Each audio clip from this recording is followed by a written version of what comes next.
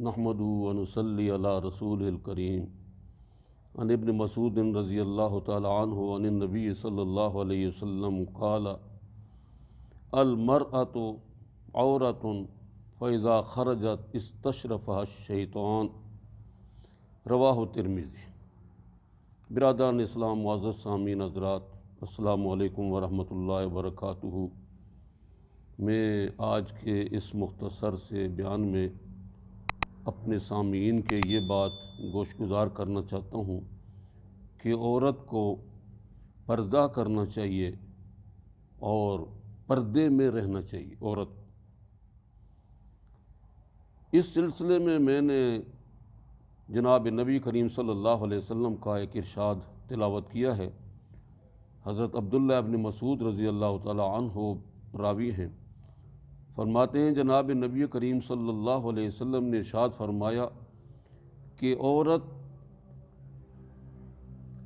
جو ہے یہ ایک چھپی ہوئی چیز ہے اور گویا کہ وہ ستر ہے، یعنی جس طرح ستر کا چھپنا ضروری ہے اسی طریقے سے عورت کو بھی اپنے گھر میں رہنا چاہیے اور ستر کرنا چاہیے، پردے میں رہنا چاہیے۔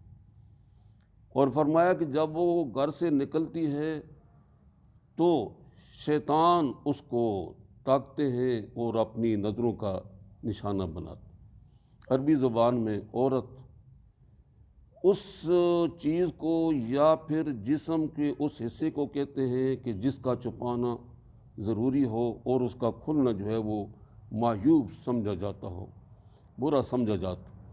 عورت کو بھی شریعت نے پردے میں رہنے کا حکم دیا ہے، اور عورت کے لیے یہ حکم ہے کہ وہ پردے میں رہے اور اپنے گھر میں رہے، اور باہر نکلے اگر مجبوری سے کہیں باہر نکلنا پڑتا ہے تو وہ باپردہ ہو کر باہر نکلے۔ اور خوشبو لگا کر باہر نکلنا یہ تو عورت کے لیے بالکل ممنوع ہے۔ قرآن و حدیث سے ہمیں یہ ہدایات ملتی ہیں۔ چنانچہ سورۃ احزاب آیت نمبر 33 میں اللہ تبارک و تعالی ارشاد فرماتے ہیں وَقَرْنَ فِي بُيُوتِكُنَّ وَلَا تَبَرَّجْنَ تَبَرُّجَ الْجَاهِلِيَّةِ الْأُولَىٰ، اپنے گھروں میں ٹک کر رہو اور دور جاہلیت کی طرح اپنے بناؤ سنگار کو نہ دکھاتی پھرو۔ اس آیت کریمہ سے یہ بات معلوم ہوتی ہے کہ عورت کو اپنے گھر میں رہنا چاہیے اور پردے کا خیال رکھنا چاہیے۔ آج جو ہے جو خاندان جو لوگ پردہ کرتے ہیں ان میں بھی کچھ بے اعتدالیاں پائی جاتی ہیں پردے کے سلسلے میں۔ پردہ ہر اس مرد سے ضروری ہے عورت کے لیے کہ جو اس کا محرم نہ ہو، جس کے ساتھ نکاح جائز ہے، کسی صورت میں بھی اس سے پردہ کرنا لازم ہے۔ یہ تو اچھے لوگ جو ہیں وہ اس کی خیال نہیں رکھتے۔ اور اس آیت کریمہ سے یہ بات معلوم ہوتی ہے کہ یہ شریعت کا حکم ہے جو کسی صورت میں بھی نہیں چھوڑا جا سکتا۔ نیز خوشبو لگا کر باہر نکلنا بھی ممنوع ہے عورت کے لیے۔